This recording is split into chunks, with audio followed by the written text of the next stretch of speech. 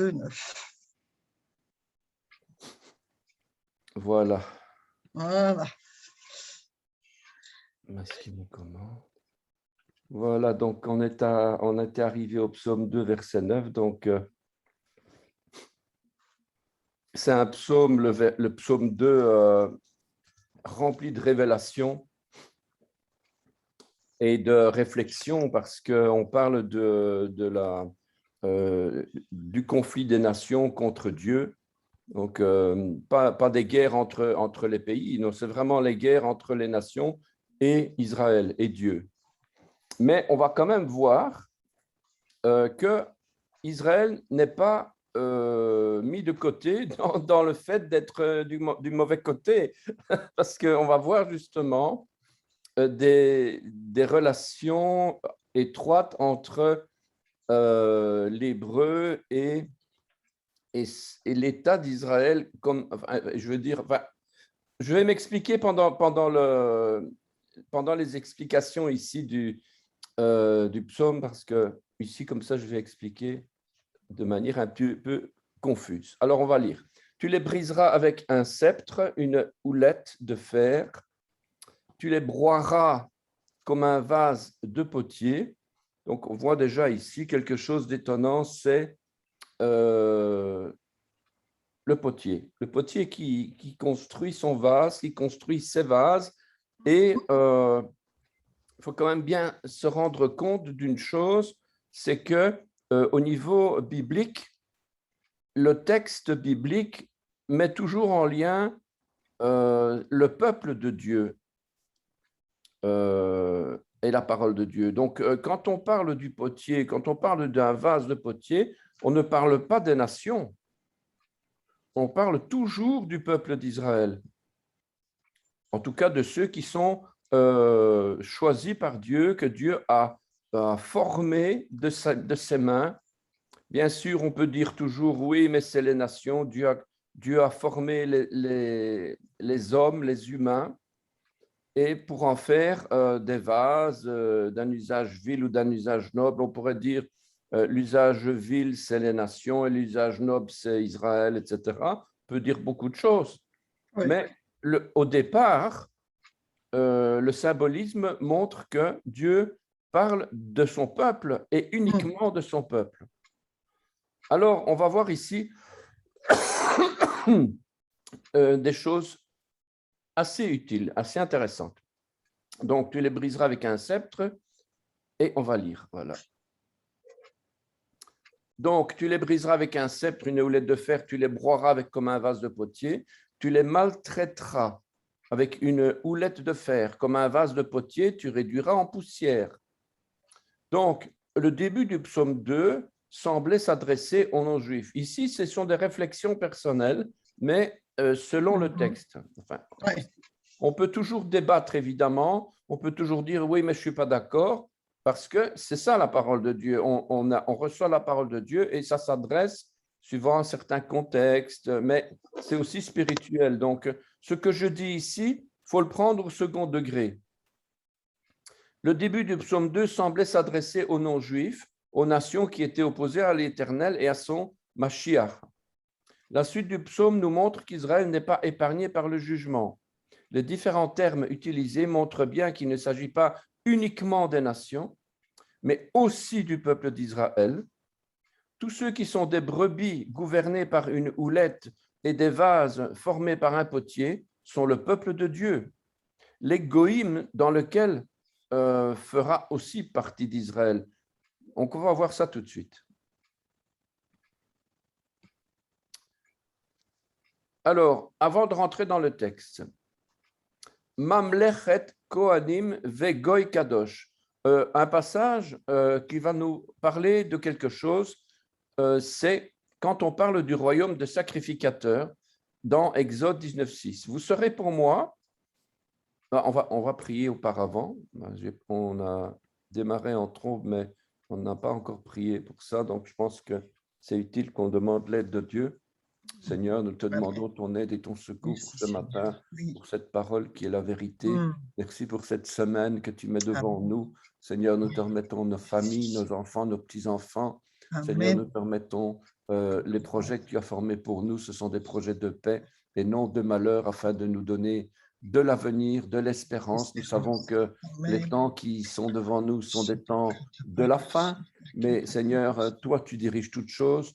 Même le Fils ne connaissait pas l'heure ni le jour de la fin, donc ni de son retour. Seigneur, nous savons que tu as de la patience envers les nations et tu veux, Seigneur, les attirer à toi.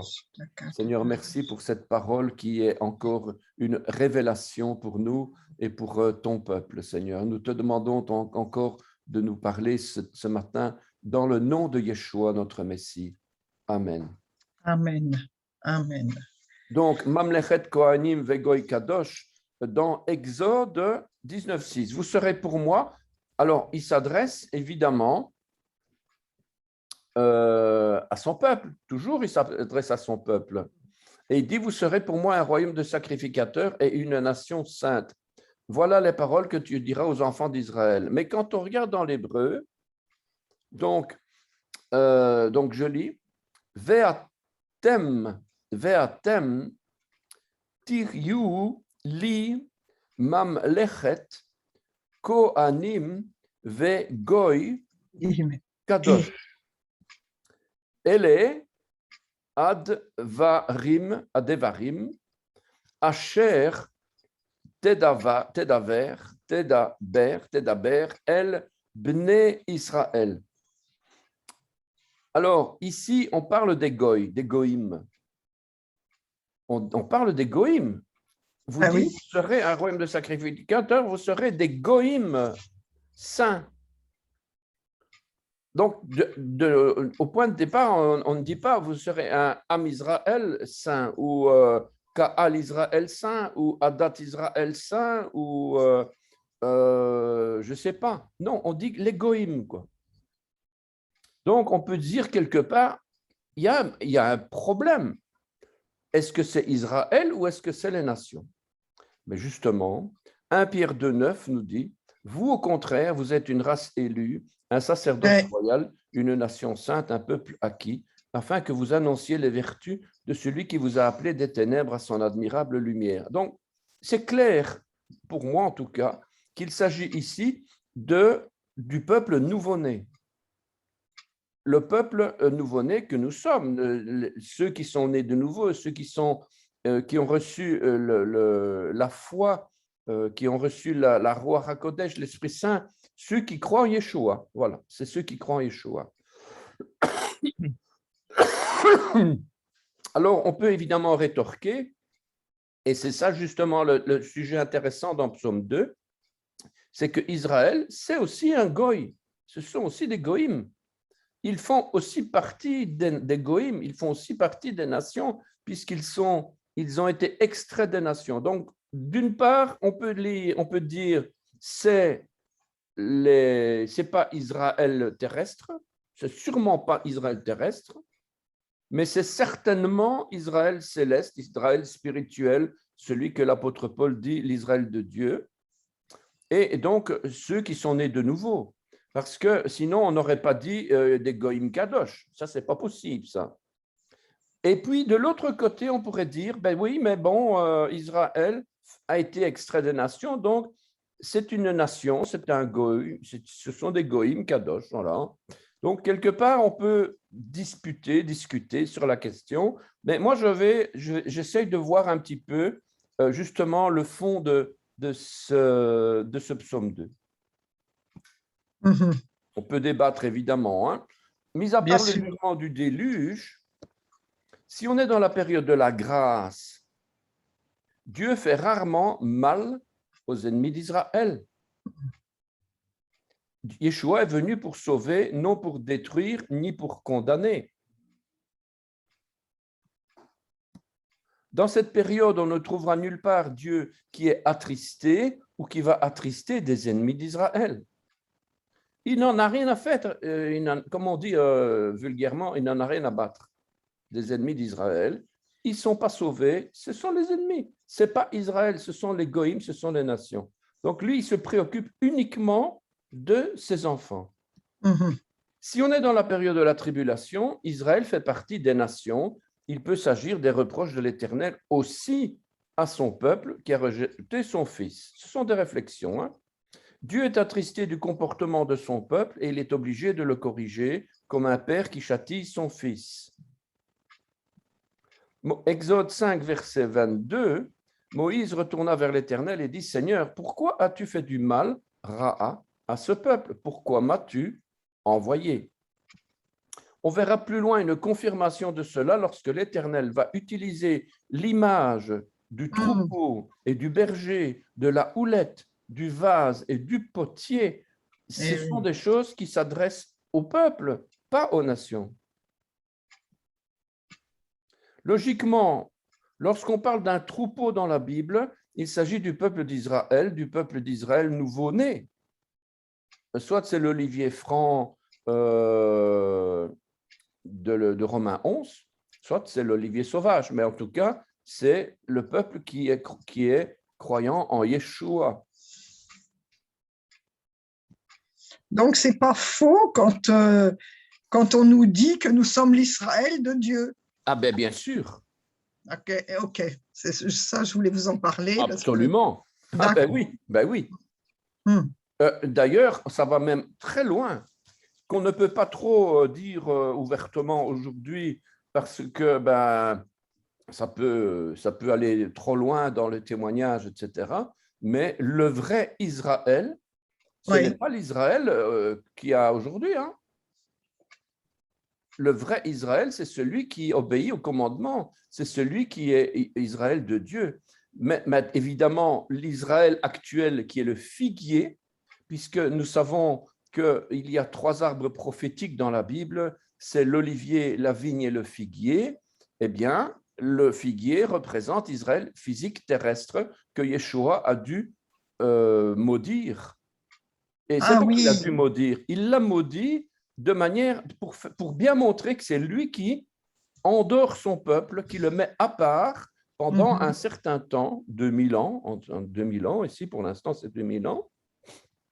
Donc c'est Dieu, c'est Yeshua qui met le peuple juif à part pour le salut des nations. D'accord. Et donc ce figuier, c'est un des arbres prophétiques de la Bible, donc c'est bien pour montrer que le figuier fait partie, c'est Israël, évidemment que c'est Israël. Mais pour l'instant, ils sont mis à part. Et il y a le deuxième arbre prophétique, c'est l'olivier, la vigne, l'olivier, la vigne, l'olivier.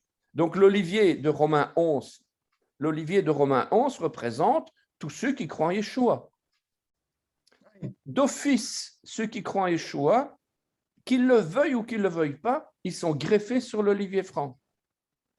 Et petit à petit, ils vont commencer à aimer Israël. Qu'ils le veuillent ou non, ils vont aimer Israël. C'est une loi spirituelle, c'est comme ça. On croit à Yeshua, d'office, on va être greffé sur l'olivier franc. Et petit à petit, donc ceux qui n'aiment pas Israël, je prêche généralement de dire que ces gens-là ne sont pas nés de nouveau.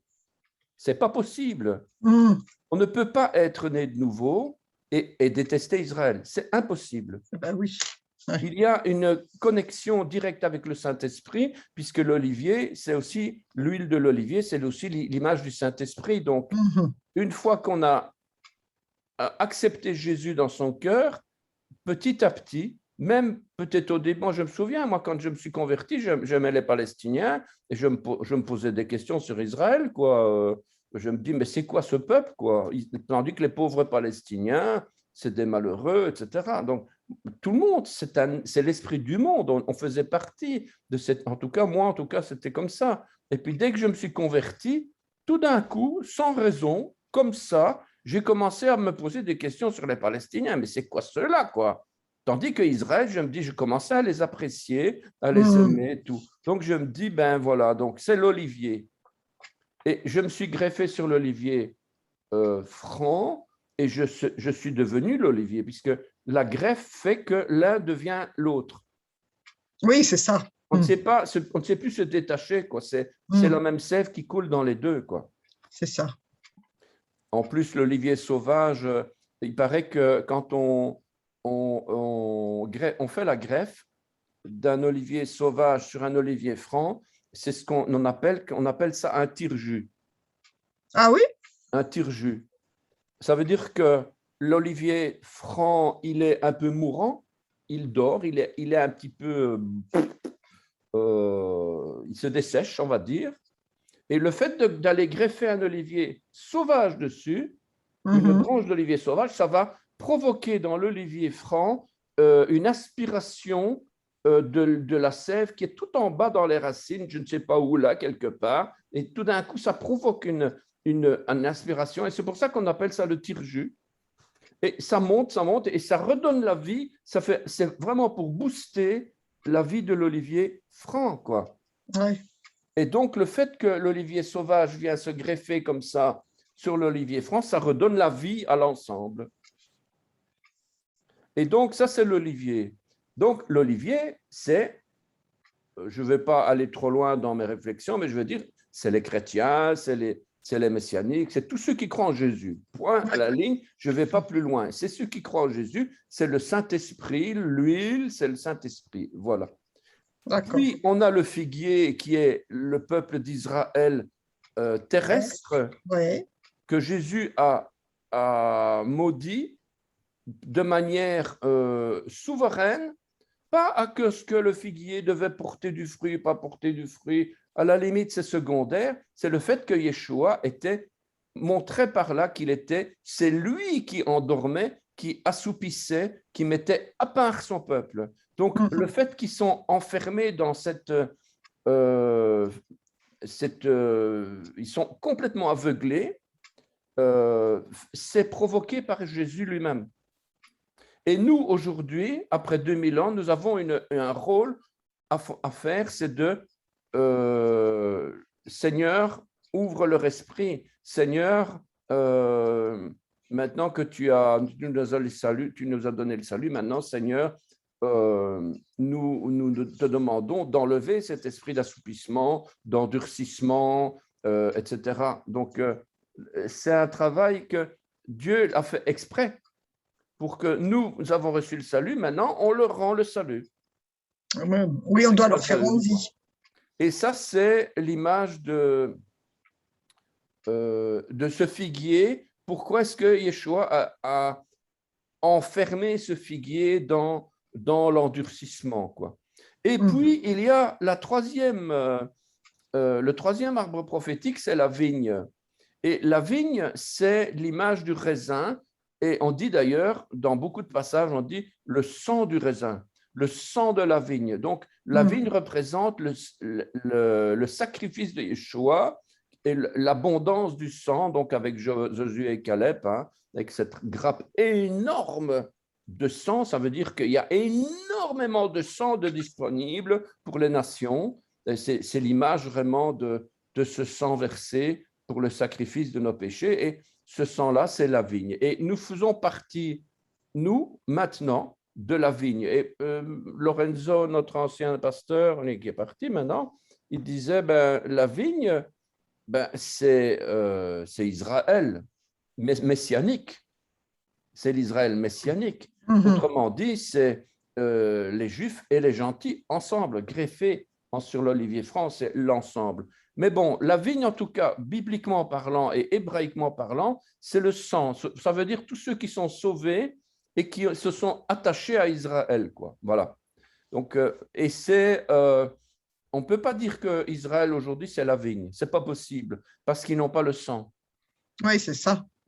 Le sang, c'est fondamental. Donc, on peut discuter maintenant, oui, mais l'olivier et la vigne, c'est la même chose, alors finalement. Donc, quelque part, on a des aspects spirituels qui sont différents, mais en tout cas, ce sont trois arbres prophétiques. Donc, on a les nations. Israël, c'est les nations qui ont accepté Jésus.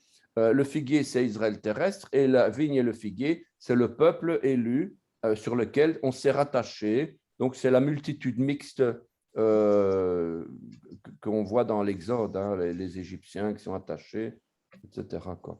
Bon, voilà, c'est un peu l'idée de ces trois arbres, donc, dont l'olivier, qui sert à réveiller Donc, nous sommes aujourd'hui, et je pense qu'on ne le sait pas, mais il y a plein de Juifs qui nous lisent, qui nous écoutent de manière cachée, tant qu'on a Internet ici.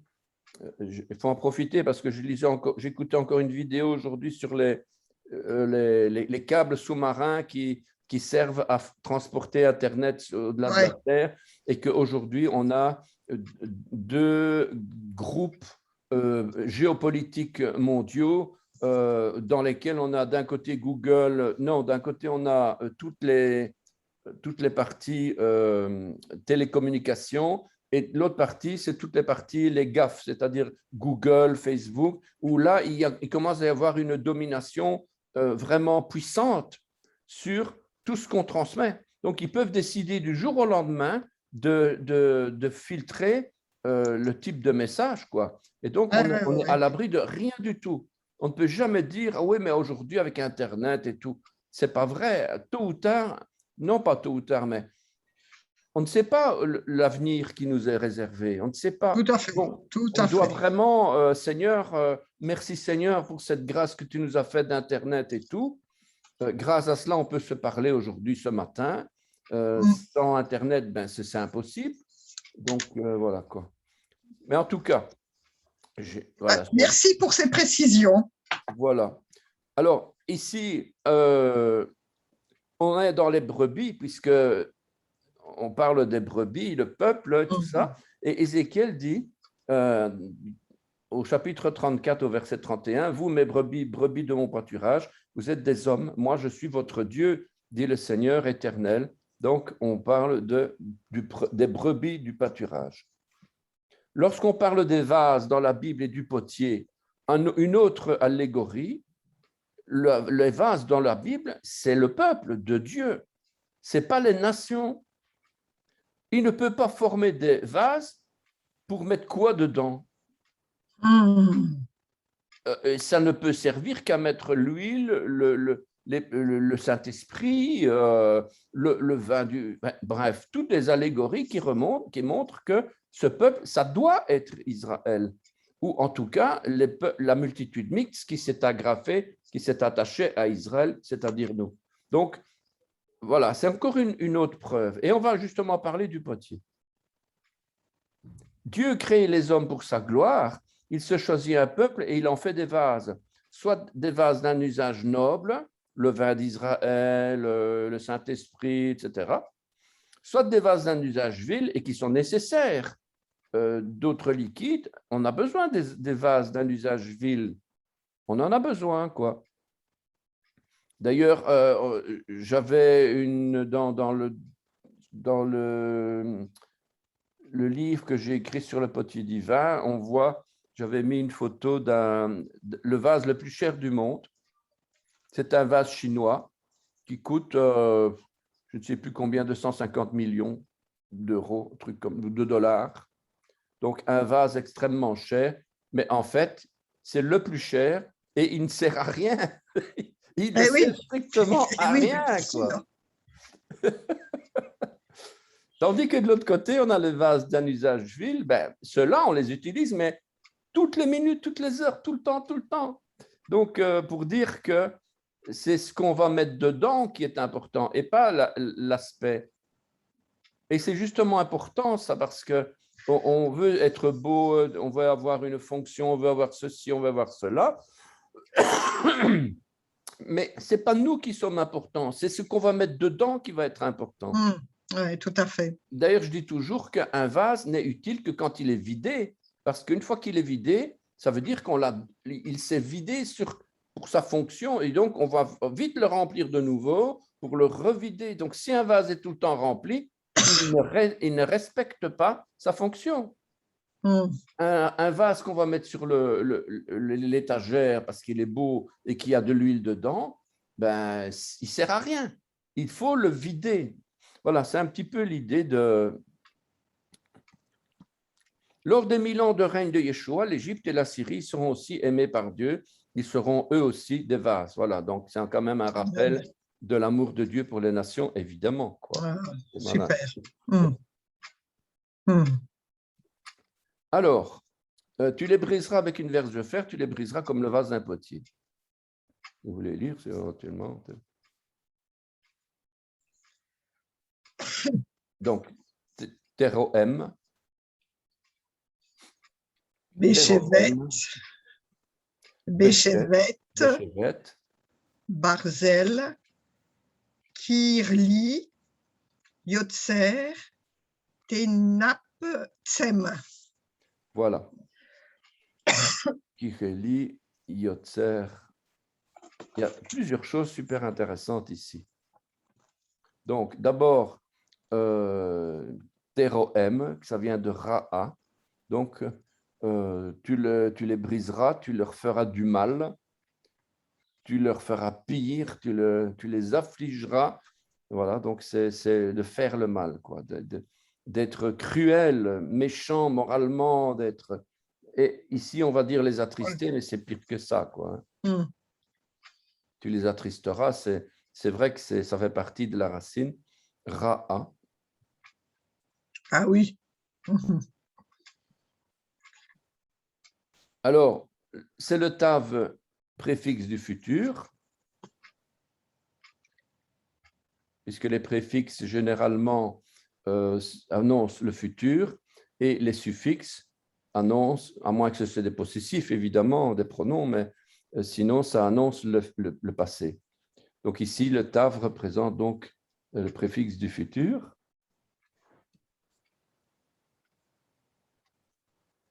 Béchevet, dans la verge, dans la houlette, par la houlette.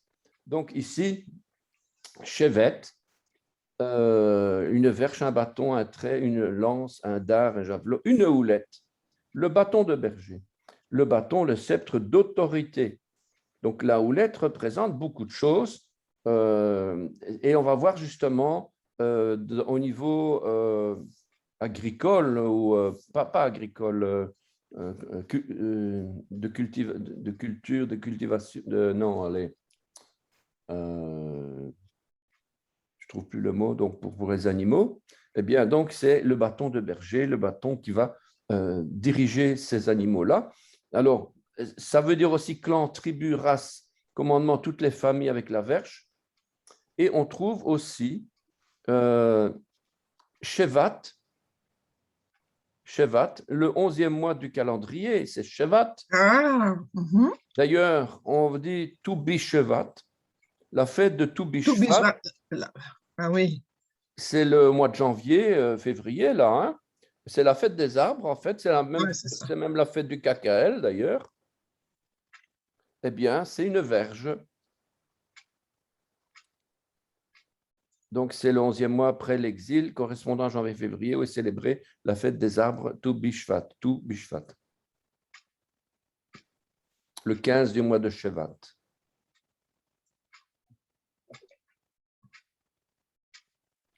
Alors, Barzel, fer, minerai de fer, matériaux, outils en fer, aussi instruments en fer.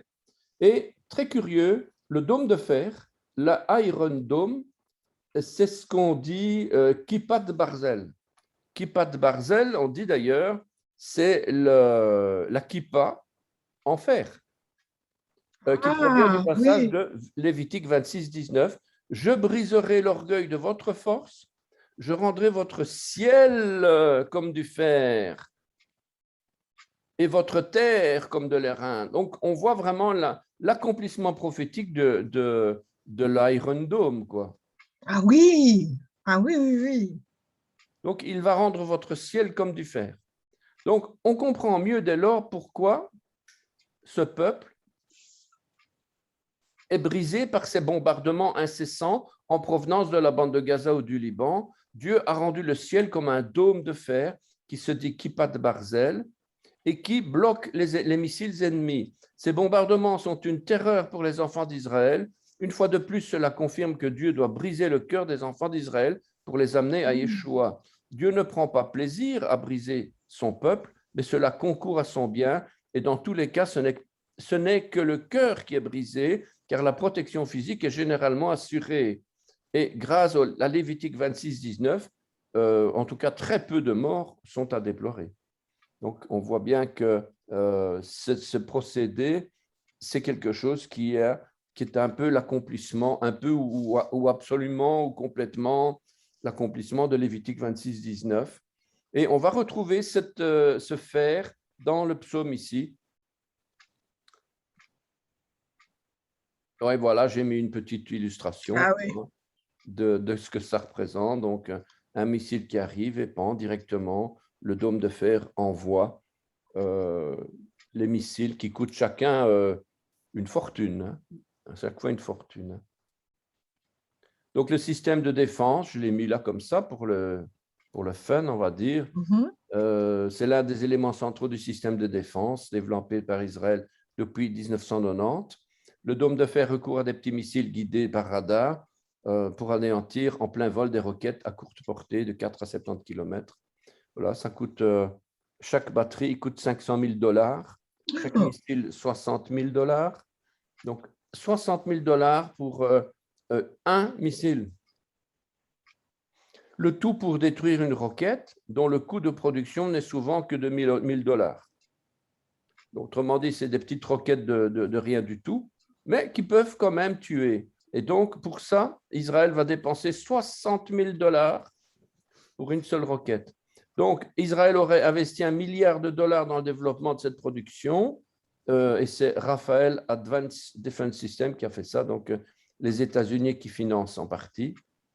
Voilà, donc c'est simplement pour se mettre au courant un petit peu de ça. Ça n'a rien à voir avec notre psaume, mais quand même pour montrer c'est intéressant. La protection que Dieu accorde et qui est un accomplissement d'une parole de Dieu, quoi, hein, dans Lévitique.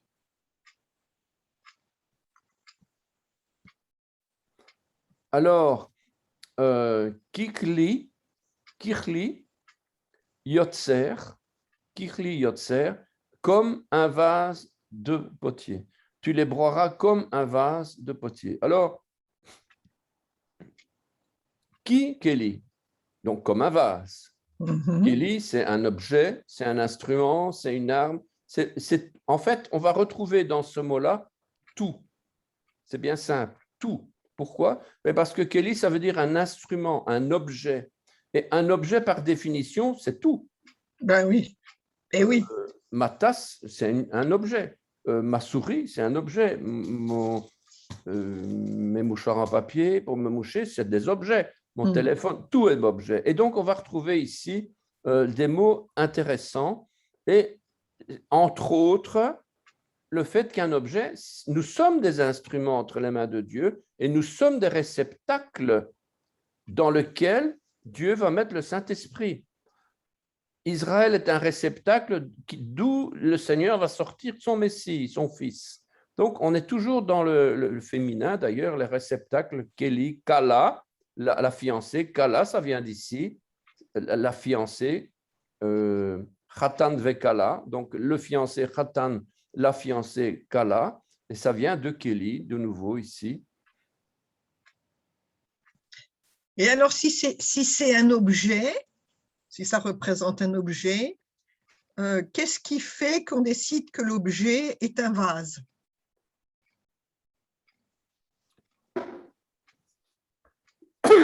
D'abord parce qu'un vase se dit Kéli. Ah, d'accord. OK. Donc, un vase, c'est Kéli. OK, d'accord. Ensuite, parce qu'un vase, c'est un objet qui sert pas pour lui-même, mais pour remplir quelque chose dedans, quoi. Oui, oui. Donc, si je vais dans le potier et que dans l'histoire de Jérémie et que je vais voir le mot potier, le mot vase, eh bien, c'est Kéli. D'accord. Et on va voir plus loin les liens qu'il y a entre Kéli et tout le reste, parce qu'il y a beaucoup de liens, évidemment, avec, comme la fiancée, comme je dis, ou bien d'autres mots. La valise, les bagages, c'est tellement vaste que si on commence à parler de ça, on est parti pour des heures, tellement il y a des richesses là-dedans. Mais nous sommes des vases, en tout cas. Amen. Ouais, il faudra que je fasse une recherche. Et le but d'un outil, c'est d'être utilisé, d'être usé. Usé. L'usure, qu'on dit l'usure normale, l'usure d'un, par exemple, je ne sais pas moi, un ciseau à bois, à un moment donné, il va s'user.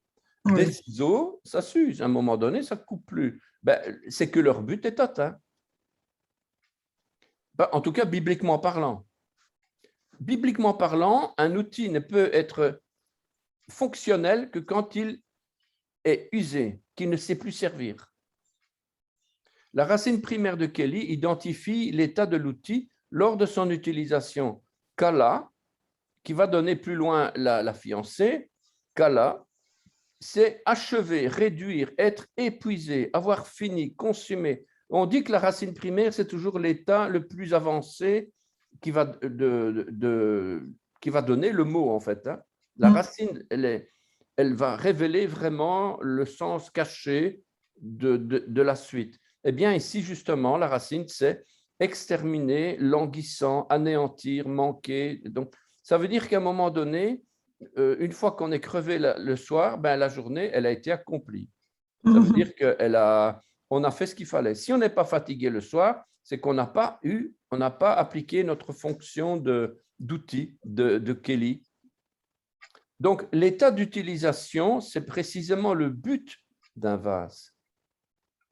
Un vase n'a d'utilité que si, après avoir été rempli d'un liquide, il soit le plus rapidement possible vidé pour servir à son utilisateur. On peut même dire que le but d'un vase, c'est d'être vidé, pas d'être rempli, afin d'être à nouveau réapprovisionné. C'est pour ça que l'apôtre Paul, il dit tout le temps, soyez toujours remplis du Saint-Esprit et priez toujours pour être remplis du Saint-Esprit, parce que si on prie pour le Saint-Esprit, c'est qu'on l'a donné, on l'a distribué sur notre prochain, etc. Enfin, donc, et on doit de nouveau, et on est vidé, enfin, c'est allégorique évidemment, on n'est pas vidé du Saint-Esprit, mais on doit, en tout cas l'apôtre Paul, il le dit, soyez à nouveau remplis du Saint-Esprit. On n'est pas rempli une bonne fois pour toutes, hein, c'est pas vrai ça. Il y a le Saint-Esprit qui nous a sauvés, ça c'est clair, mais on doit à chaque fois toujours demander, Seigneur, remplis-moi à nouveau de ton Saint-Esprit, puisqu'on est créature pécheur et voilà quoi, on a des pensées, on a des ceci, on a des cela, l'esprit il s'en va, et puis il faut redemander, etc. Donc c'est un combat de tous les jours. Alors, avant d'être un outil, il a comme fonction première d'être achevé, réduit, épuisé, consumé, languissant. Oui. C'est bizarre un peu, non? Ça a été? Bah ouais, mais bizarre. Tu me diras après. Excusez-moi. Non.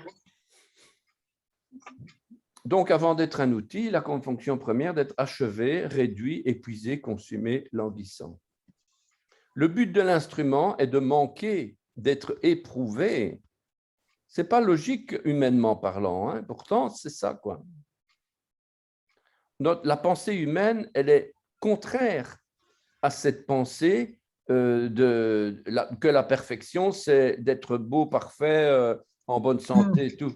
C'est tout le contraire de la conception humaine de l'instrument. Notre point de vue humain, c'est d'utiliser un instrument calmement, sereinement, sans souci ni difficulté. Ça, c'est le point de vue humain. Mais on voit dans la racine de l'outil, donc dans la racine hébraïque, un enseignement pédagogique pour notre service dans l'œuvre de Dieu, celui d'être épuisé. C'est notre état depuis que le péché est entré dans le monde. Avant, ce n'était pas comme ça, évidemment, hein. C'est à cause du péché que c'est comme ça. C'est pour ça que Dieu nous parle de la sueur. C'est ce qu'il dit, c'est la malédiction du péché, c'est la sueur, c'est de suer des gouttes, c'est qu'on n'aura jamais rien sans effort, que tout se fait à la sueur de notre front, c'est-à-dire avec difficulté et avec épuisement. Malheureusement, c'est comme ça.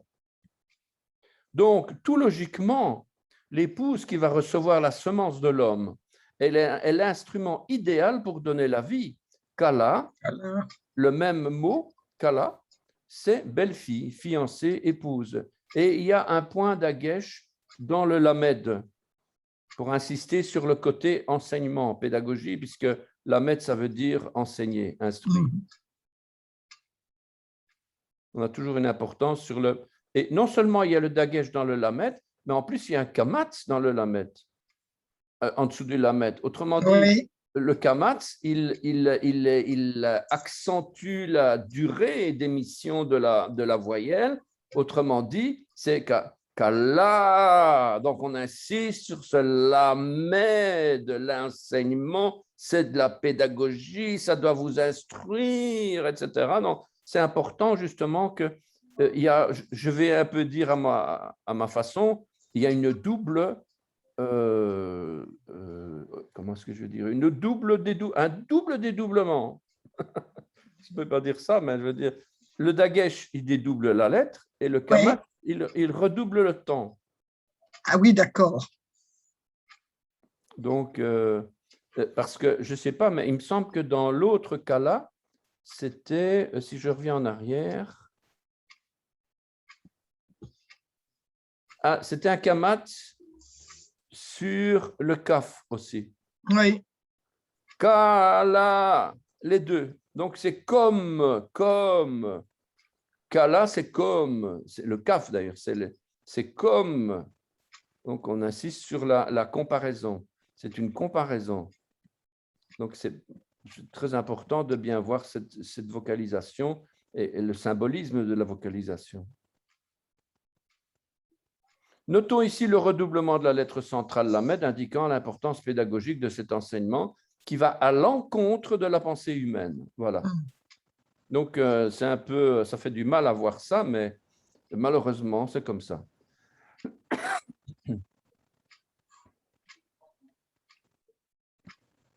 Alors, Yotzer,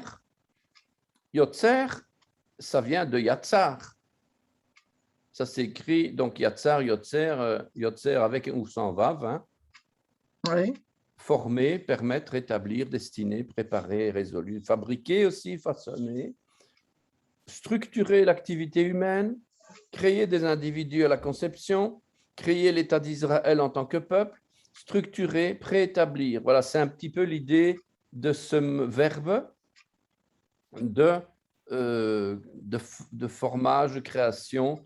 C'est ce que le potier il fait justement quand il prépare les vases. Et d'ailleurs, l'image de ce potier est assez étonnante lorsqu'il fait ça avec ses mains, à l'extérieur, à l'intérieur, il forme et puis il stresse parce que le vase pourrait ne pas tenir, il pourrait retomber. Est-ce qu'il y a trop d'eau? Est-ce qu'il n'y a pas assez d'eau? Est-ce que la pâte d'argile n'a pas été reposée assez, etc. Donc, il y a tellement d'implications avant de tourner le vase qui sont importantes et le potier, il est pris par ça vraiment dans son travail. Le potier est le créateur de l'univers visible et invisible, il nous forme, il nous établit, il nous destine à certains projets, il nous tire de la terre, de l'argile et il nous structure. Ce potier nous a formés parce qu'il avait dans ses pensées une image claire et précise de chacun de nous. On va d'ailleurs retrouver les états d'âme vécus par le Créateur lorsqu'il nous a fait. Quand je vais voir le mot yatsar dans la racine primaire, c'est étonnant. On voit l'angoisse, on voit la détresse, on voit d'être tourmenté, on voit être à l'étroit, être gêné, noué, être déprimé dans la détresse, à l'étroit, noué, souffrir d'angoisse. Donc, on peut voir les choses dans les deux sens, c'est-à-dire que soit c'est le vase qui est tourmenté et dans l'angoisse, soit c'est le potier qui est dans l'angoisse. En tout cas, yatsar, ça veut dire yotzer, ça veut dire potier, c'est clair. Il y a Shmuel, il disait, oui, mais attends, parce qu'il dit potier, c'est pas le mot exact. Le yotzer, en fait, c'est celui qui fabrique sans l'addition d'outils. Autrement dit, un ferrailleur n'est pas un yotzer ou un. En fait, il veut dire que yotzer, c'est pas uniquement le potier, c'est tous ceux qui travaillent de leurs mains et uniquement de leurs mains. Donc, c'est le travail manuel sans l'addition d'instruments, de scie, de tenaille, tous les travaux dans les tours, dans les machines, etc. Ce n'est pas des yotzer. Donc, ici, on parle uniquement de tout ce qui est fait de la main. Et c'est justement les mains du potier qui sont extrêmement importantes. Alors, Dieu a souffert l'angoisse lorsqu'il nous a fait. Dieu a participé à notre épuisement, il va être angoissé. Dieu s'est fait une image taillée de chacun de nous-mêmes.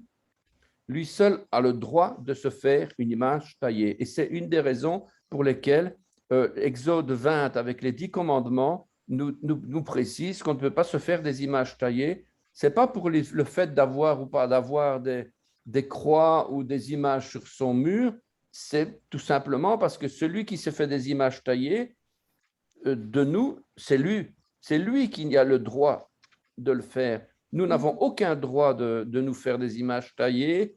Je ne parle pas des artistes qui se font des images taillées dans leur pensée avant de créer. Ça n'a rien à voir. Ici, on parle de cette relation entre Dieu qui nous a créés, il nous a eu dans sa pensée, et voilà, c'est ça, quoi, l'image taillée. C'est lui seul qui a le droit, et c'est en fait le deuxième commandement est lié à ça. D'accord. C'est pas que ça veut dire qu'on ne peut pas mettre sur notre mur machin ou croix ou autre chose. Ça a franchement rien à voir, quoi. Évidemment, c'est pas bien de mettre une croix avec Jésus dessus. C'est symbolique pour dire, ben non, il n'est plus sur la croix, etc. C'est ça, ouais. Mais tout ça, on est bien d'accord, mais c'est une autre raison alors. C'est une autre raison. C'est comme le jour où j'allais chez des gens, à un moment donné, il y a des années, et je me sentais quelque chose qui n'allait pas dans la maison. Je me dis, mais il y a un problème ici, c'est spirituel, on sent vraiment quelque chose qui n'est pas normal. Et Dieu me montre, me prend mes yeux littéralement, comme ça, il me prend mes yeux, il me dirige mes yeux vers un tableau au mur. Et en fait, c'était un dessin coranique. Ah, Un truc avec plein de symboles, on ne comprend rien, quoi. C'est plein de symboles. C'est magnifique, c'est beau, artistiquement. C'est beau, ce truc-là. Le caractère arabe, c'est magnifique, ouais. Mais seulement, ce sont des caractères diaboliques. Ben oui, selon ce que ça veut dire, ouais. Et c'est démoniaque, quoi, quelque part. Et voilà, donc c'est pour dire que là, il y a un problème. Donc, c'est ce genre d'image aussi qu'on ne peut pas mettre au mur. Ça, c'est des choses comme ça que... Alors,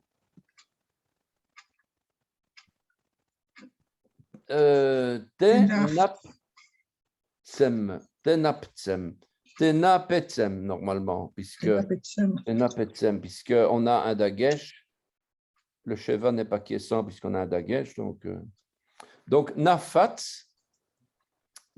briser, disperser, délier, écraser, réduire en poussière, faire sauter, peupler.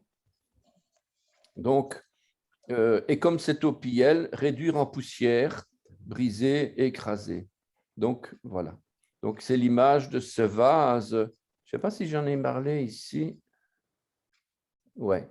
L'idée ici est de briser le vase qui n'a pas tenu dans le four. Généralement, quand le potier il fabrique son vase, donc pas généralement, toujours, une fois qu'il est terminé, il va se reposer et puis il va le mettre dans le four.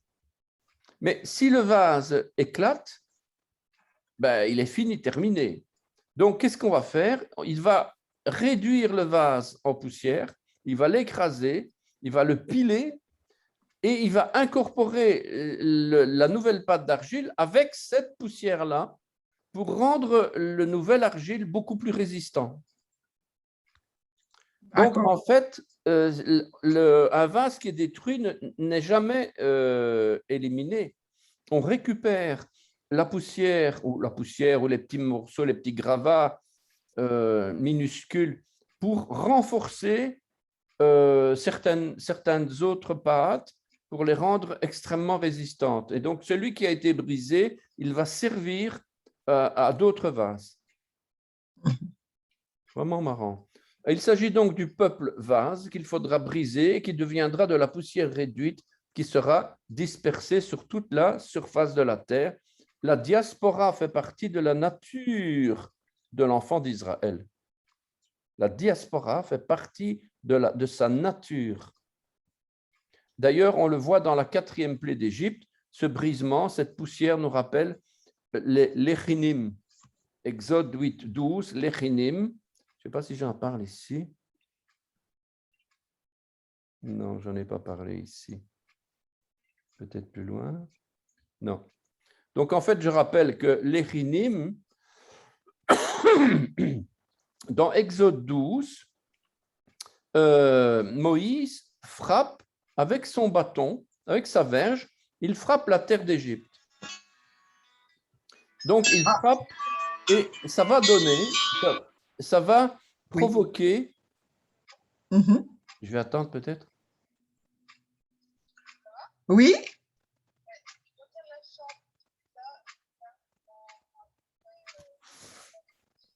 Ok, ça marche. Oui, d'accord. Ok.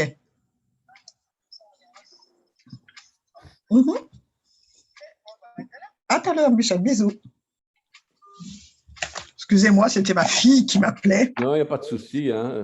Je vais dire à mon mari qu'elle va arriver. Oui, oui.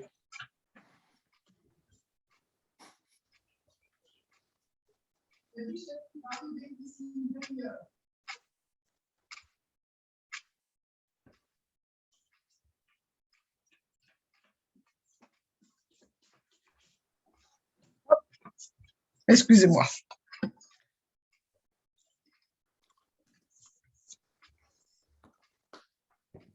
Donc, Voilà, la 4e plaie d'Égypte, donc, en fait, oui, c'est quand la poussière, oui. Et cette 4e plaie d'Égypte est en fait c'est pas une plaie, c'est une bénédiction. C'est une plaie, mais ce n'est pas une malédiction, c'est une bénédiction pour les nations, parce que ce symbolisme est frappant. Moïse doit frapper la terre d'Égypte, c'est-à-dire il doit frapper les nations. Il doit frapper l'Égypte, représente les nations, enfin l'Égypte du péché. Donc on frappe l'Égypte du péché, la terre d'Égypte. Et qu'est-ce que ça provoque? Il y a dans le texte, il y a des mouches ou des moustiques ou des insectes qui en partent et qui vont se disperser partout. Il y en a partout. Ça s'accroche partout. C'est une infection, c'est dégoûtant. Voilà. Mais en réalité, humainement, c'est dégoûtant. Mais en réalité, ça symbolise le peuple d'Israël qui est dispersé dans les nations, qui va s'accrocher partout pour en bénédiction, voilà. Et donc, humainement parlant, c'est comme les nazis, ils vont dire que c'est une infection, il faut l'éradiquer, il faut mettre du zyklone B, il faut les effacer, il faut les éradiquer de la surface, parce que c'est l'esprit du monde.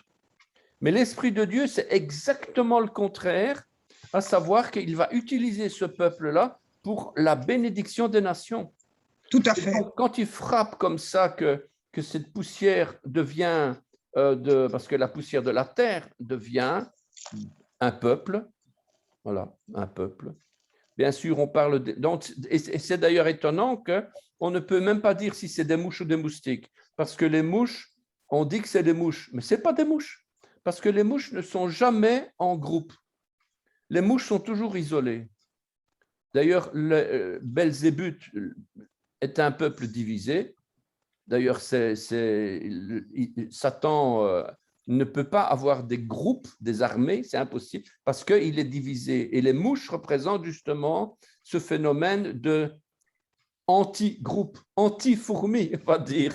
Oui, d'accord. Si on veut parler d'unité, on va parler des fourmis. Mais si on veut parler de désunité, on va parler des mouches. Et donc, ça ne peut pas être des mouches. Donc, ça doit être, sinon, les textes qui disent c'est des mouches, c'est faux. Donc, ça doit être soit des moustiques, soit des tans, en tout cas des groupes d'insectes qui vont attaquer en groupe. Mais peu importe en tout cas, parce que le but ici, c'est de comprendre l'allégorie qui va nous montrer justement ce peuple qui va se disperser sur la surface de la terre. Donc, ce Lechinim, c'est super intéressant, quoi. Et toutes les plaies d'Égypte, chacune des plaies représente non une malédiction, mais une bénédiction pour l'Égypte, hein, pour l'Égypte, qui représente les nations, qui représente les pécheurs, les idolâtres, ceux qui adorent la mort, etc. Donc, et justement, Dieu, il envoie son peuple, il envoie la lumière quelque part dans ces nations, quoi. Ah ouais. C'est C'est super intéressant. Hein. super intéressant ce que Dieu a fait. Oui. Quoi. Donc, le lien entre être brisé et peupler la terre, lorsque le peuple est brisé, c'est alors que Dieu remporte la victoire. Quand je suis faible, alors je suis fort. Dieu ou son peuple, et quand je suis faible, je suis fort, le peuple. Donc, Genèse 9, 19, ce sont là les trois fils de Noël, c'est leur postérité qui peupla toute la terre, Naphatz. Donc, c'est toujours le même objectif de peupler. À chaque fois qu'il y a un brisement, Juge 7, 19, pareil, les Gédéons et les 100 hommes qui étaient avec lui arrivèrent aux abords du camp au commencement de la veille du milieu, comme on venait de placer les gardes. Ils sonnèrent de la trompette et brisèrent les cruches qu'ils avaient à la main. Des cruches, des vases, voilà, on est de nouveau dans le même type d'allégorie, et ils brisèrent les cruches qu'ils avaient à la main. Donc, de nouveau, ici, le même symbolisme qui revient. 1 Samuel 13, 11, Samuel dit, qu'as-tu fait? Saül répondit, lorsque j'ai vu que le peuple se dispersait loin de moi. Donc, Naphatz. Saül avait une pensée humaine qui s'opposait à la dispersion des Juifs. Il ne voyait que sa propre gloire. 1 Roi 5, 9.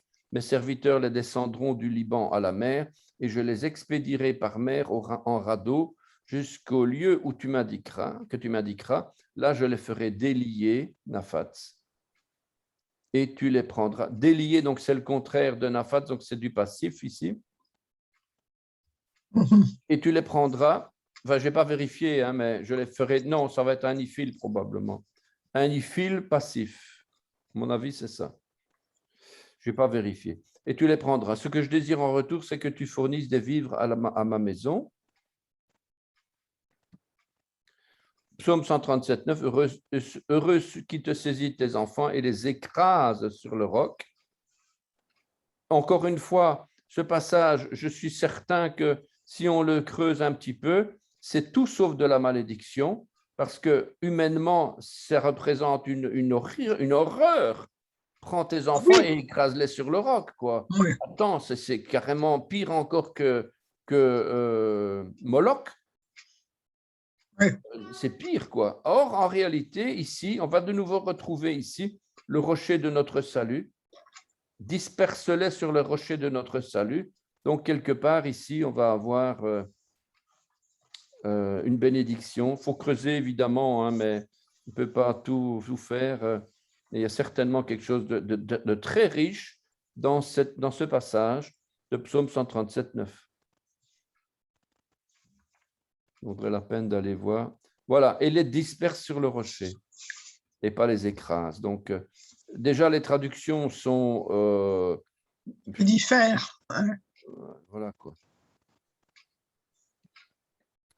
Alors, Psaume 2, verset 10. Et maintenant, ô roi, sachez comprendre, tenez-vous pour avertis, juge de la terre.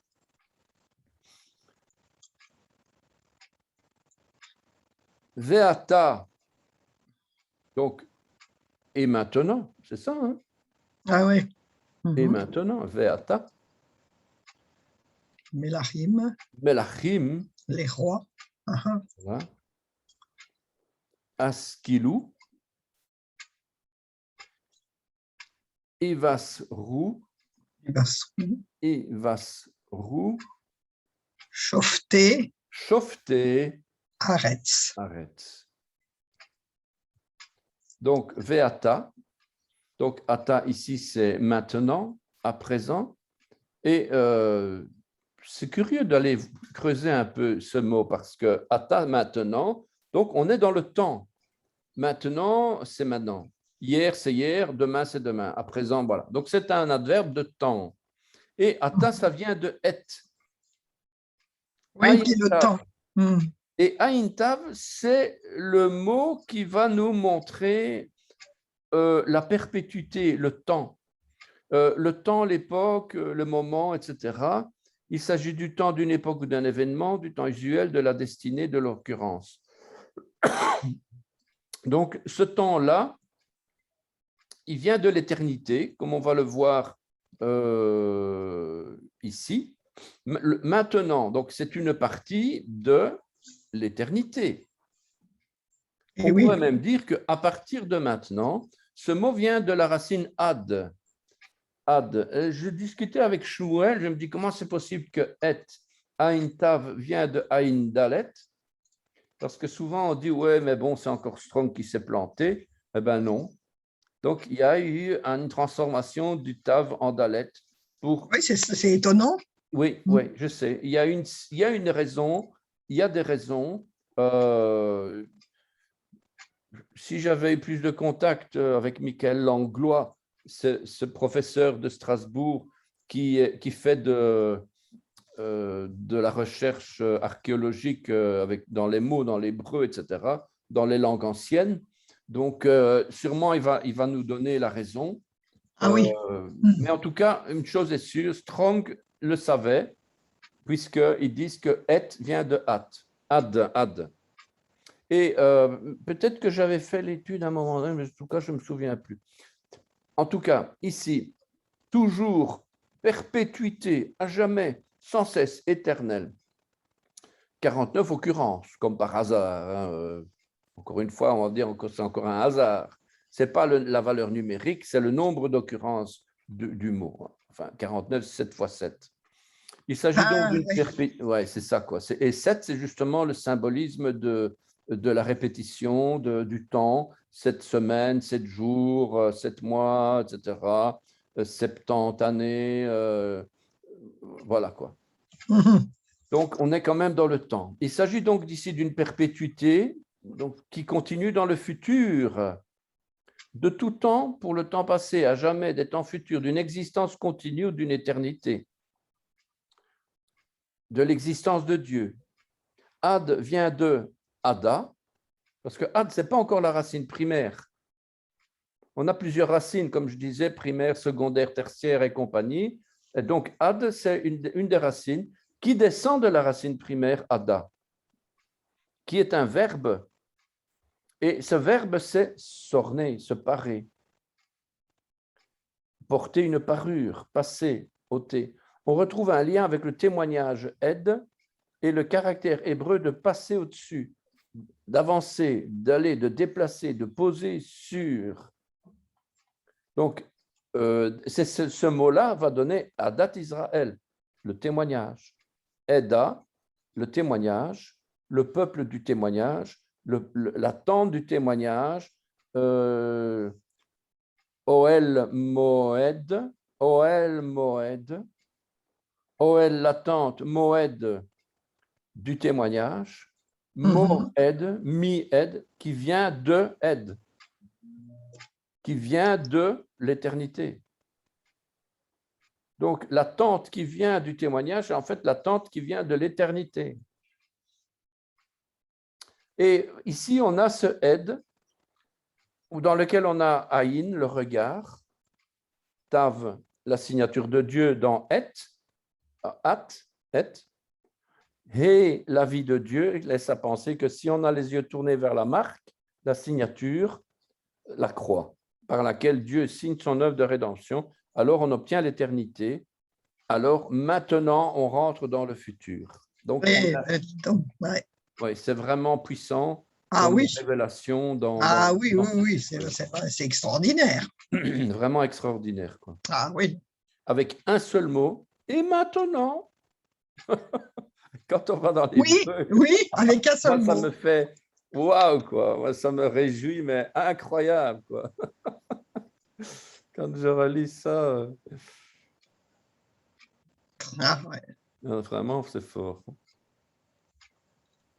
Melachim, donc les Melech, les rois, le royaume, le roi très haut. Et donc, ce n'est pas un état construit, donc c'est un état absolu, donc c'est les rois tout court. Je ne savais pas que Malcolm, ça voulait dire roi très haut. Malcolm, oui, roi très haut. Oui. Ça, on retrouve dans la racine 44-28. Quand on va regarder cette racine, on tombe sur cette information. Mhm. L'expression « conduisez-vous avec sagesse » englobe plusieurs sens différents à partir de la racine primaire « sachal ». Donc ici, on a askilou, askilou, askilou, haskilou, donc qui vient de sachal. Donc, conduisez-vous avec sagesse. Alors, ouvrir l'intelligence. Pourquoi est-ce que j'ai mis tout ça? Ouvrir l'intelligence, ouvrir la raison. Pour ouvrir l'intelligence, ce qu'il comprend, avoir de l'intelligence, être intelligent, montrer une grande intelligence. Donc, conduisez-vous avec sagesse, quoi. Faites les choses avec une intention, dans le but précis. Faire les choses avec comme un habile guerrier, dans le but de les réussir. Faire les choses dans le but de les faire prospérer. Se conduire avec sagesse et prudence. Donc, c'est justement le contexte ici. Agir avec sagesse, rendre sage, se conduire avec sagesse, manifester de la sagesse. Entre parenthèses, sagesse, c'est aussi Yeshua quelque part. Hein? Ouais. Doué de sagesse. Instruire les autres, instruire, être instruit, comprendre les choses, considérer, comprendre, être attentif, s'intéresser, prendre garde, abandonner, chanter un cantique. Pourquoi abandonner? Je ne sais pas. Voilà, donc, conduisez-vous avec discernement. Et en général, la sagesse se dit chokhma. Chokhma. Donc, on a un kamatz katan, donc c'est un O. Donc, c'est chokhma et pas chachma. Et cette sagesse, chokhma, il s'agit de l'un des 3 attributs de Dieu, couronne, sagesse, intelligence, keter, chokhma et bina.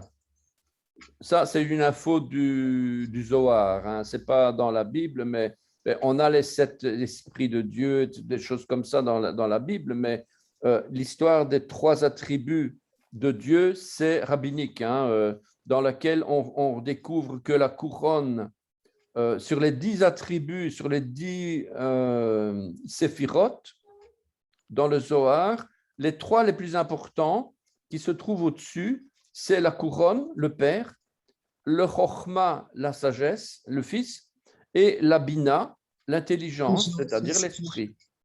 Donc, quelque part, sans le savoir, il proclame la triunité de Dieu. Oui. Et c'est le Zohar, hein, c'est la Kabbale, quoi. Hein. Oui, c'est ça. Je ne suis pas kabbaliste du tout, du tout. Maintenant, j'ai une façon d'approche, d'ailleurs, ce n'est pas moi, c'est l'hébreu prophétique. On pourrait dire que c'est un peu une approche du Sod, plutôt du Remes ou du Drash, c'est-à-dire l'herméneutique. Ça veut dire qu'on retrouve derrière les mots, derrière les phrases, derrière, on retrouve la pensée de Dieu, on retrouve le sens caché. Et Dieu dit d'ailleurs, approchez-vous avec tâtonnement, cherchez Dieu par tâtonnement. Donc c'est l'apôtre Paul qui disait ça. Ça veut dire, bon, on n'a pas les choses sur un plateau, donc on doit les chercher. Ouais. Et donc, quelque part, on peut découvrir aussi dans la Kabbale des choses intéressantes sur Yeshua. La Kabbale, elle nous apporte, elle nous montre que Yeshua on parle de Yeshua, quoi. Hein? On parle de Yeshua. Hein? Ah ouais. Donc, quelque part, bon, je ne prêche pas la Kabbale, hein, attention. Hein, faut pas oui, non, mais j'ai bien compris. Alors, ici, l'expression « conduisez-vous avec sagesse » dirait plutôt « conduisez-vous spirituellement par l'Esprit Saint ». Oui. Elle englobe plusieurs sens différents à partir de la racine « sachal » et qui vont toutes dans le sens d'avoir une vue, d'avoir un discernement. Avoir une vue, avoir un discernement. Et, ben oui, c'est tout, sur sachal. Issa, donc, hi va ru, ivasru, hivasru, Hivasru qui vient de Yassar. Donc, il s'agit d'un... ici, on parle du mode Nifal, passif. Donc, Hivasru, donc Yassar, discipliné, réprimandé, châtié, corrigé. Ici, c'est normalement, c'est un apax. Normalement, c'est un apax. Donc, ici, on a se laisser être châtié ou réprimé, discipliné, corrigé en frappant, châtié. Mode nifal passif, c'est comme subir l'action. Subissez le châtiment, subissez la correction, l'instruction. Soyez dirigés, soyez enseignés, soyez exhortés, soyez disciplinés. Voilà. C'est un conseil que Dieu donne, quoi. Hein. Et le verbe ivasru est un apax. Donc, on le retrouve uniquement ici. Oui, c'est étonnant. Oui. La forme, pas la racine yassar. Oui, la forme, ah oui, la façon dont c'est conjugué. La forme. La forme. La racine, bon, d'ailleurs ici, dans la racine, c'est 43 occurrences. Voilà, 43 occurrences. Donc, yassar, 43, ce n'est pas non plus énormément, mais voilà. 43 occurrences, c'est-à-dire 43 formes qu'on le retrouve. Non. Quand je mets occurrence, ça veut dire 43 versets dans lesquels on retrouve le mot yassar, la racine yassar. Ivasru vient de la racine yassar, mais ce mot tel qu'il est donné là ne se retrouve qu'une seule fois. Que là, oui, d'accord. La racine qui va donner Ivasru, yassar, là on la retrouve 43 fois dans la Bible. D'accord. Conjuguée peut-être, évidemment. Hein, oui, bah oui, après, oui. Mais ici, c'est plus qu'une conjugaison, c'est carrément un mode. Le mode, ce n'est pas la conjugaison, donc le mode, lui, il est unique. Voilà. Il faut bien distinguer le mode de la conjugaison, quoi. Et d'ailleurs, on voit que le mode a transformé la racine. La racine, le yod a disparu au profit du vav. Il y a le he qui s'est rajouté, etc. Et on voit bien que ce n'est pas un ifil, parce que si on avait eu un ifil, on aurait eu quelque part un yod qui se serait mis ici quelque part. Eh oui. Voilà quoi. Alors, Shofté Eretz. Shofté Eretz, c'est un peu plus simple. Ici, il n'y a pas de complications. Shafat, c'est le juge, c'est faire la justice, hein, prononcer. Ici, le verbe, c'est la racine primaire.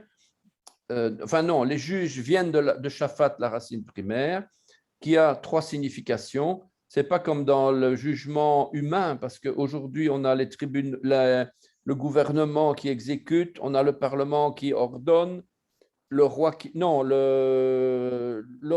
ordonne, le Parlement avec le gouvernement qui exécute, etc. Tandis qu'ici, ce juge-là, il fait tout. Il juge, il gouverne, il donne la loi, il est législateur, il est gouverneur, il décide, il gouverne, il décide de la controverse et il exécute le jugement. Donc, on voit vraiment la différence entre les juges divins des juges humains.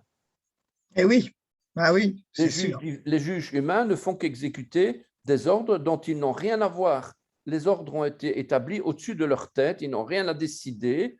La loi, c'est la loi, et point. Donc, ce n'est pas les juges qui établissent la loi, qui ne sont pas législateurs. Tandis qu'ici, dans la Bible, ils sont législateurs. Ça montre bien vraiment la différence entre la théophanie de Dieu sur les hommes et les jugements des hommes, quoi. Donc, il faut vraiment faire la distinction. Quand on veut comparer, oui, mais Dieu a mis sur place les juges, etc. Oui, bien sûr, c'est clair, c'est lui qui a mis les autorités aussi. Mais voilà. Ésaïe 40, verset 23, c'est lui qui réduit les princes au néant, qui a fait des juges de la terre une vanité. Dans d'autres versions, il est écrit, il a fait des arbitres de la terre. Ça, c'est ce que j'ai vu. Je ne sais pas dans quelle autre version j'ai vu ça.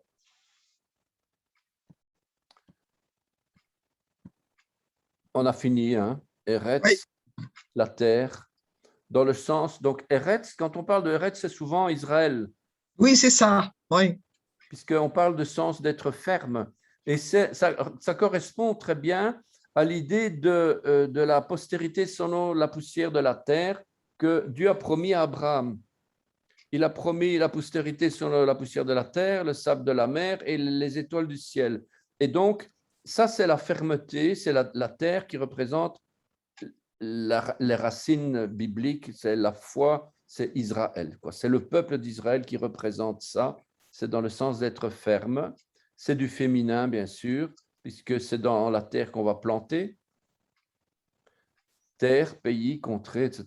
Donc voilà la signification de la Eretz, hein, aussi comme territoire.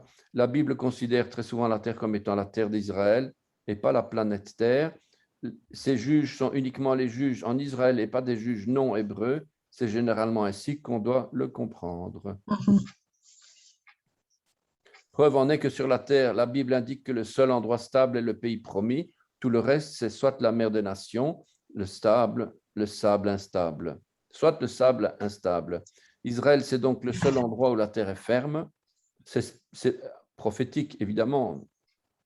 On n'est pas sûr, même en Oui. Israël, il y a des homos, des lesbiennes, des transsexuels, des lois iniques. Voilà. Les hommes sont les hommes. Donc, mais en attendant, la terre spirituelle, la terre, les racines de notre foi, elle est quand même chez eux, même qu'ils sont ce qu'ils sont, c'est quand même chez eux qu'on a les racines. Et quand on doit chercher des réponses à des questions qu'on ne trouve pas dans le monde, ben on va se renseigner. Peut-être un rabbin va donner une réponse, peut-être le Talmud, Ouais, c'est j'en sais ça. rien. Mais en tout cas, Israël, c'est quand même le peuple choisi, le peuple élu, quoi. C'est pour ça qu'on l'appelle la terre ferme. D'accord. Je ne glorifie pas, je n'idolâtre pas du tout les Juifs et Israël, mais il ne faut quand même pas oublier que c'est eux qui ont tout. Ils ont tout reçu. Et Les oui. oracles, les prophéties, tout, c'est eux qui ont tout ça, quoi. Alors, en tant que nation, Israël est le seul pays démocratique au monde à être véritablement stable car dirigé par Dieu. C'est pas tout à fait correct ce que je dis, mais enfin, soit. Mais Israël n'est pas seulement constitué par des Juifs, puisqu'on y trouve étrangers, indigènes, septentrions aussi, dans Eretz. Alors, ici, qu'est-ce que je vais dire? Ah, mais ce serait quand même un ifi, là. Ah, ben oui, j'ai dit une bêtise tout à l'heure. Le verbe étant précédé d'un he et contenant plus loin un yud montre qu'il s'agit d'un mode ifil à l'impératif, c'est-à-dire faire. Ah oui, donc excuse-moi. J'avais dit que ce n'était pas un ifil, mais c'est quand même bien un ifil. Donc, regarder à, avoir la vue sur, prêter attention, considérer, réfléchir, être prudent, avoir de la perspicacité, avoir de la compréhension, pénétration, avoir un esprit subtil, faire considérer, donner de la perspicacité, enseigner, transmettre aux autres, agir avec circonspection, agir prudemment, agir sagement, prospérer, avoir du succès, développer pour soi-même et faire prospérer, développer pour les autres. Donc, c'est ça que signifie conduisez-vous avec C'est énorme. Ouais. sagesse. Il y a énormément de sens à Tout ce à fait. verbe-là. Tout à fait, tout à fait. Tout ceci vient de Sachal. Et dans Sachal, on a... alors, si on garde les mêmes lettres et si on ne change que le point voyelle du sin en shin, on obtient alors le verbe shachal, qui veut dire privé, avorté, calamité, femmes privées de leurs enfants, stériles. Autrement dit, la frontière entre la sagesse et la stérilité, elle est minuscule. Minuscule. Et le point qui passe de gauche vers la droite ou de droite vers la gauche, ça peut tout changer, quoi. Donc, la distance entre la vérité et l'erreur, elle est minime, quoi. Donc, il faut toujours être très prudent. Même nous ici, même moi, quand je dis, il faut toujours regarder ça de haut, on dit oui, mais là, je ne suis pas d'accord parce que. Donc, il faut toujours regarder les choses de haut. J'ose le dire parce que on n'a jamais la science infuse. Tout à fait. Rester dans l'humilité. Toujours, voilà, c'est ça. C'est important. D'ailleurs, on n'est pas on est un peuple, c'est-à-dire qu'on est un ensemble de personnes qui ont reçu le Saint-Esprit et chacun reçoit quelque chose. Il n'y a pas un qui reçoit plus qu'un autre. Donc, c'est fondamental. C'est comme ça d'ailleurs qu'on reçoit la bénédiction et que Dieu peut travailler avec nous. Moi, je suis convaincu que si Dieu me donne deux, trois trucs comme ça, c'est parce que je sais qu'il faut toujours le mettre à l'honneur, le glorifier et jamais se dire c'est moi qui ai trouvé ça. Tout à fait, tout à fait. D'ailleurs, ce n'est même pas vrai puisque tout ce qu'on reçoit, c'est des autres. C'est ça. Voilà. Et à côté de ce Sachal, on a un masquil qui provient de Sachal, qui provient de la sagesse, on va dire, c'est le cantique, le chant, le poème de contemplation. C'est un des synonymes de psaume, en fait. Oui, c'est ce que j'allais dire, on trouve ça dans les psaumes. Oui. Parce qu'il n'y a pas que le mot mismor, il y a aussi maskil, donc qui provient de la sagesse, du fait de se conduire avec sagesse, avec intelligence. Voilà. Bon, alors, c'est super. On peut continuer, on arrête ici. On arrête là.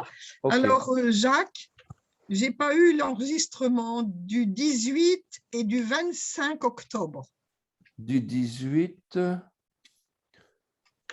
18. Le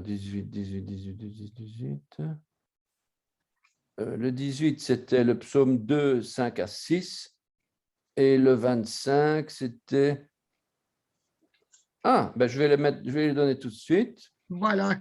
Donc, merci. Ça, c'est le premier. Ouais, je l'envoie par email. D'accord. Je peux le mettre ici, hein, mais bon.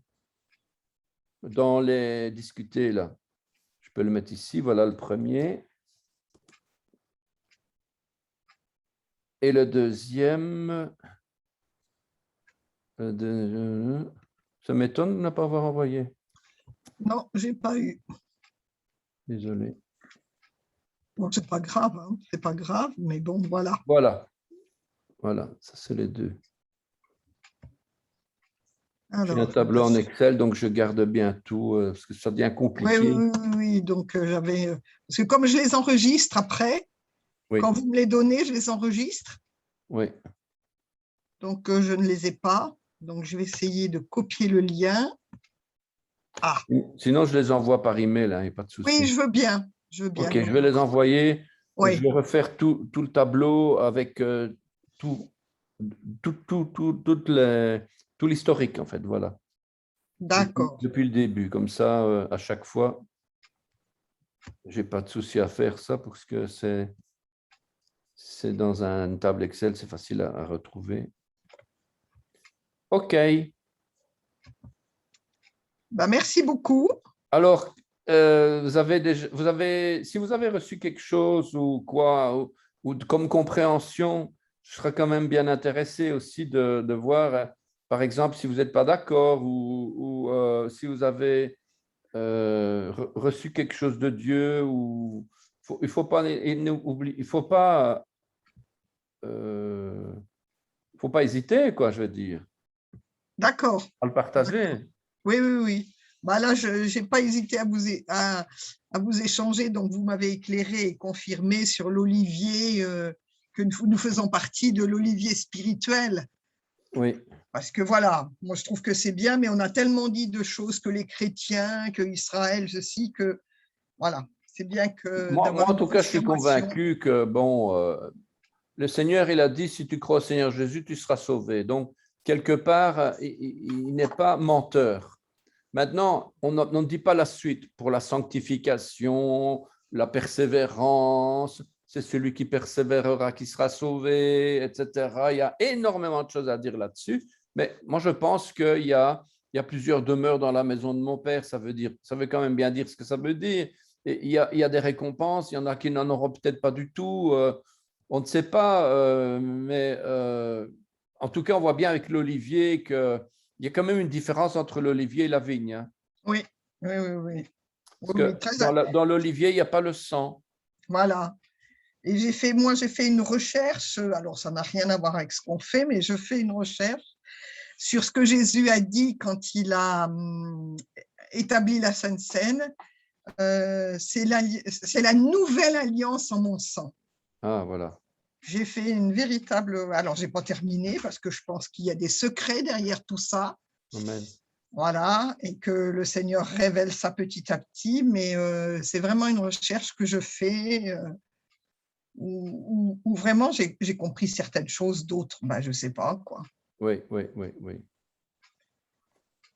Et donc, j'ai été très intéressée quand l'autre fois, vous avez dit que toutes les réponses étaient dans la parole. Ben oui.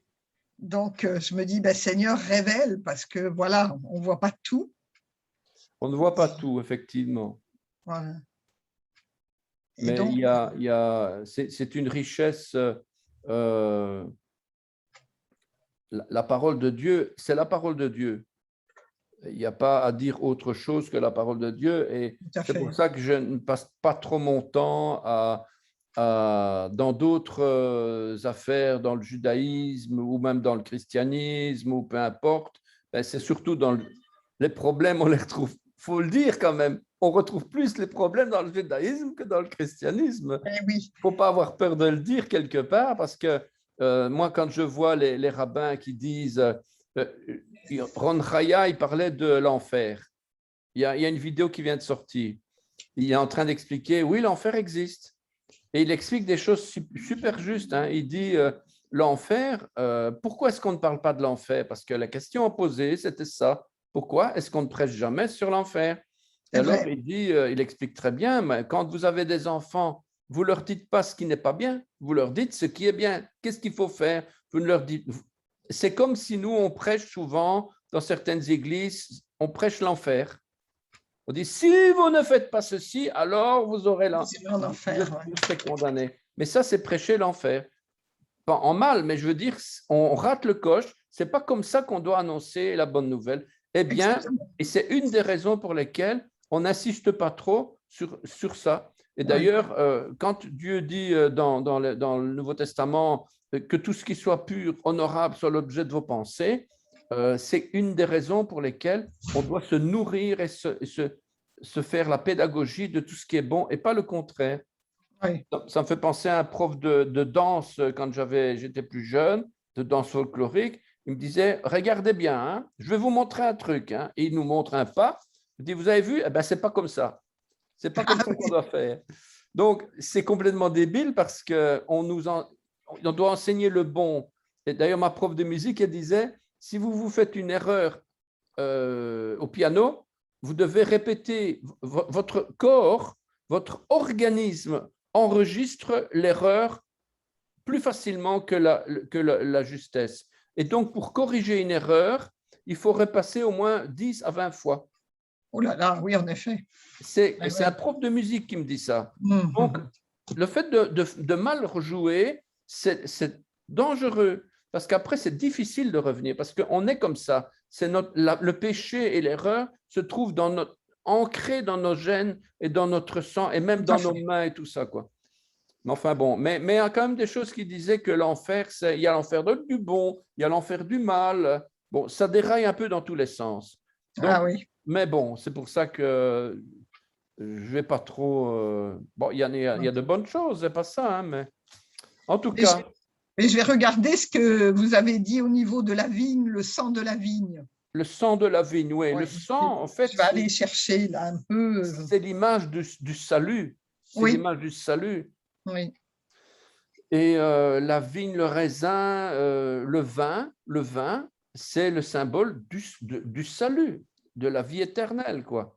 Tandis que l'olivier et l'esprit, c'est encore autre chose, ça. Oui, tout à fait. Quelque part, on ne peut pas avoir l'olivier si on n'est pas d'abord vigne. On peut dire ça aussi. Et en faisant ces recherches, je me rends compte, au fur et à mesure que j'avance dans ces recherches, l'importance énorme de la croix. Amen. Amen. l'importance énorme Incroyable. Oui. et qu'on n'en parle pas assez. On n'en parle Parce pas que, assez. non, on n'en parle pas assez. Moi, j'avais capté des choses, bien sûr, le salut, tout ça, mais ça va bien, bien, bien au-delà, quoi. Tout à Bien fait. Tout à au-delà. fait. Ah oui, c'est extraordinaire. Tout à fait, tout à fait. C'est même, on le voyait ici que nous, on a la pensée humaine qui est contraire à la pensée de Dieu. Ouais. Même pour des petits détails comme ça, comme on vient de le voir, c'est vraiment l'inverse, quoi. Mm. Nous, on veut faire les choses, on est bien, on est content d'avoir bien fait. En réalité, c'est pas ça. Si on est mal dans sa peau parce qu'on a fait quelque chose ou parce qu'on souffre ou parce qu'on tremble ou parce que ceci, on est bien, on est dans la bonne voie. C'est quand même bizarre, hein? Ah oui, oui. Eh bien, merci pour ce partage. Merci à vous, Et à toi, puis, à vous. oui, voilà, faudra qu'on sache si on se tutoie ou si on se vous Faudra voit. qu'on se décide un bonjour, ça va. Voilà, parce que maintenant, on commence à se connaître, même si c'est qu'en digital, mais bon, voilà, Oui. c'est toujours plaisant. Merci beaucoup, En tout cas, moi, je dois vous remercier aussi parce que j'ai plaisir vraiment à me préparer à rentrer dans ces psaumes-là parce que c'est vraiment, on se sent bien après, c'est magnifique d'avoir la parole de Dieu comme ça. Il ne faut pas Tout à fait. éviter ça, Ouais. franchement. Il faut... Oui, et puis merci pour tout ce que j'apprends, parce que j'apprends beaucoup de choses. Amen, gloire à Beaucoup de Dieu. choses. Gloire à Merci Dieu. beaucoup. En tout cas, merci et bonne journée à vous. Merci, vous aussi. Et Et à puis, lundi prochain, Dieu voulant. d'accord. Bonne journée, shalom. Bonne semaine. Au revoir. Bonne semaine.